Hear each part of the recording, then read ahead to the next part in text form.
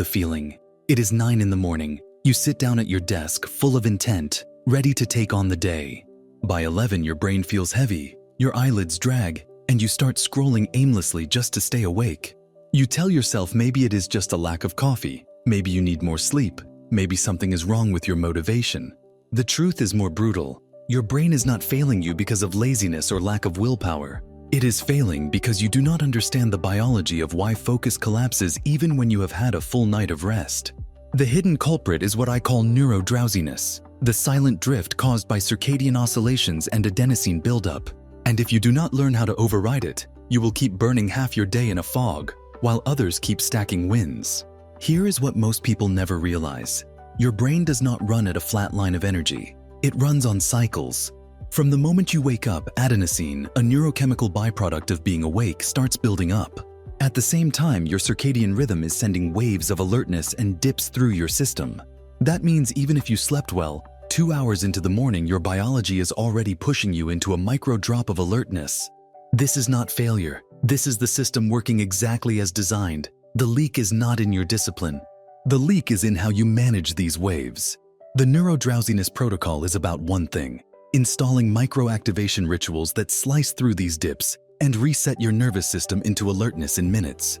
Think of it like rebooting a frozen computer. You would never sit there and hope the system unsticks itself. You hit reset. Your brain needs the same. And once you learn this, you stop treating fatigue as a verdict and start treating it as a signal. Let us break this down into a tactical framework. Step 1 is detection. Most people wait until they are yawning and slouching before they notice fatigue. By then, it is already controlling you. The smarter play is to anticipate. Every 90 to 120 minutes, you assume a dip will hit. You do not wait for it. You schedule your reset before it hijacks you. That alone flips you from reactive to proactive. Step 2 is your activation arsenal. Here are the most effective tools grounded in neuroscience. First, light exposure. Your circadian system is wired to sunlight. A 2-minute walk outside, eyes exposed to daylight without sunglasses, floods the brain with signals that suppress adenosine and boost alertness neurotransmitters. Action. Build a rule where every 90 minutes you step to a window or outside and look at the farthest point you can see for 2 minutes. That resets both your eyes and your brain. Second, respiration control. Fatigue is often linked to carbon dioxide buildup, which slows your system. A short breathing sequence, like 3 sharp inhales stacked with 1 long exhale, activates your sympathetic nervous system and wakes you up. Action. At the first sign of drowsiness, stand up, perform 3 of these breathing cycles, and return to work. The entire ritual takes under 1 minute, but the neurological effect is like flipping a switch. Third, physical micromovement. Your brain's alertness systems are deeply tied to proprioception, your sense of movement and posture. Sitting for hours tells the system to dial down, but a 30-second burst of activity, like shaking out your arms, doing 10 squats, or even pacing quickly across the room, resets that signal. Action. Pick one movement trigger you can repeat consistently and lock it into your 90-minute reset. Now let us layer this into a repeatable protocol. 90 minutes of focused work, 2 minutes of light exposure, 1 minute of breathing reset, 30 seconds of movement. You have just created a micro-wakefulness cycle. Instead of collapsing into an afternoon fog, you stack wave after wave of alertness. By lunch, you are not fighting exhaustion. You are running on high output while others are running on fumes. But we are not done. Step 3 is building anchors. You want to condition your brain to associate a single ritual with snapping out of drowsiness. For example, if every time you feel heavy you immediately stand, take a deep breath, and pace 10 steps, within a week your brain learns that this action equals reset. The beauty is that it stops being willpower. It becomes reflex. That is what elite performers do differently. They do not rely on motivation. They train protocols that carry them automatically. Let me give you a tactical analogy. Imagine you are piloting a jet. The warning light for low fuel starts blinking. Do you sit there hoping it goes away? No, you execute a checklist. Fatigue signals are the same. Your body is blinking the warning light, but you have no checklist. The neuro-drowsiness protocol installs the checklist. Fatigue hits. You run your ritual. Within minutes, you are back at full concentration. That is how you turn hours that used to be wasted into hours of measurable output. Another critical point is caffeine. Most people misuse it. They pound coffee at the first dip, masking adenosine temporarily, but compounding the crash later. Here is the smarter play. Delay your first caffeine intake 90 minutes after waking, when natural cortisol already peaks. Then use coffee strategically before your second work block. Combine it with the light, breathing, and movement rituals, and caffeine becomes an amplifier, not a crutch.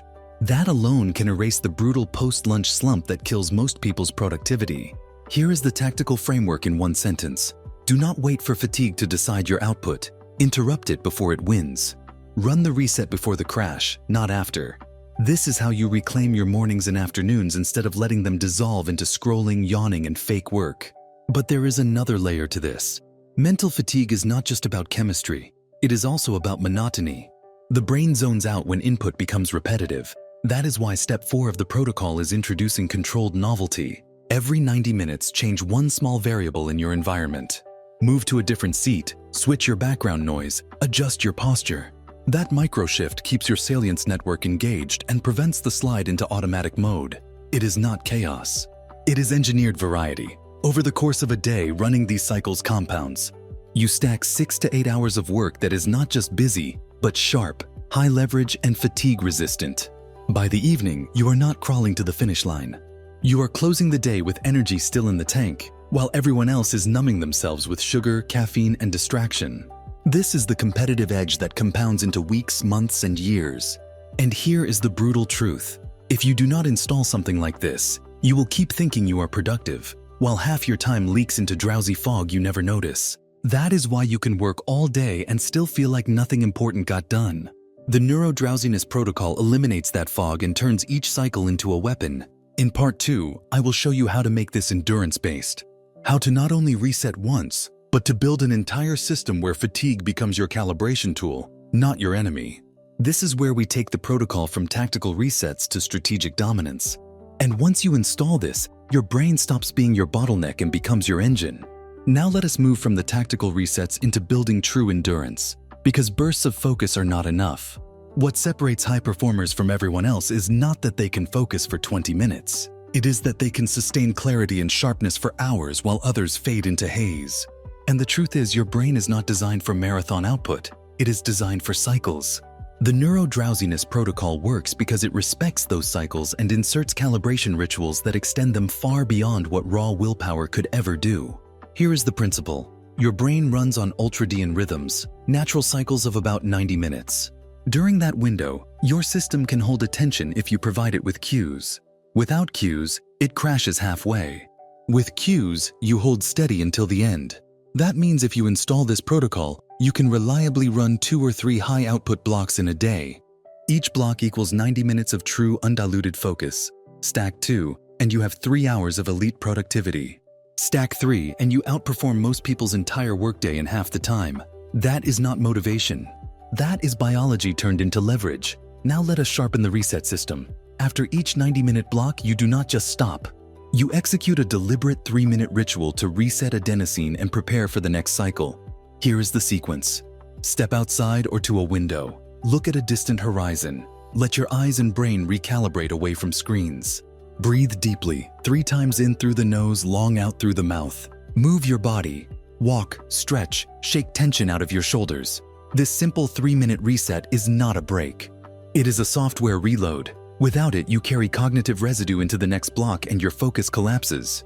With it, you start fresh. That is how you stretch your output across the entire day without sliding into exhaustion. There is another piece to endurance: nutrition and hydration. Here is where most people sabotage themselves. Heavy meals, sugar spikes, or constant snacking flood the system with insulin and amplify adenosine. The result? Post-lunch crash. The fix is simple. Keep meals light during work hours, focus on protein and slow-release carbs, and hydrate steadily. Water alone improves circulation and reduces brain fog. Action: treat hydration as part of your activation arsenal. Keep a bottle within reach, and every reset, take a deliberate sip. That small act compounds into sharper focus across hours. Now let us address the most overlooked factor: posture and environment. The nervous system reads your body position as a signal of your state.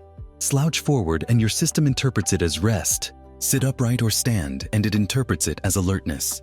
That is why standing desks or alternating positions extend endurance dramatically. Action: during your 90-minute blocks, alternate between sitting upright and standing. The change keeps your nervous system engaged and prevents the slow drift into drowsiness.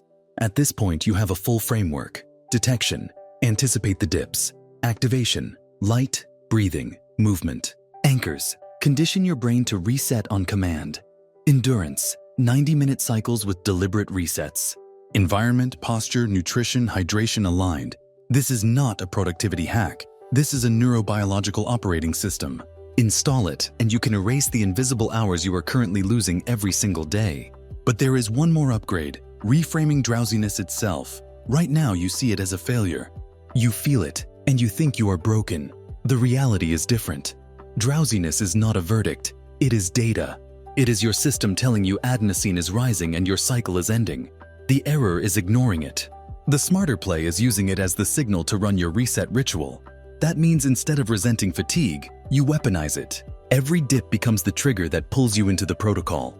That mindset shift alone transforms fatigue from your enemy into your ally. Let us calculate the compounding effect. 2 blocks per day is 3 hours of elite output. 5 days a week, that is 15 hours. In a month, 60 hours. In a year, more than 700 hours of deep, distraction-free work. 700 hours is the equivalent of launching a business, writing multiple books, or completely redesigning your career. And the people who seem superhuman? They are not. They are simply running protocols like this while everyone else is leaking half their time into invisible drowsiness. Here is your challenge. Tomorrow, do not just push through fatigue. Do not drown it in coffee. Install the Neuro-Drowsiness protocol. Run one 90-minute block. Build in the activation ritual. Run the reset.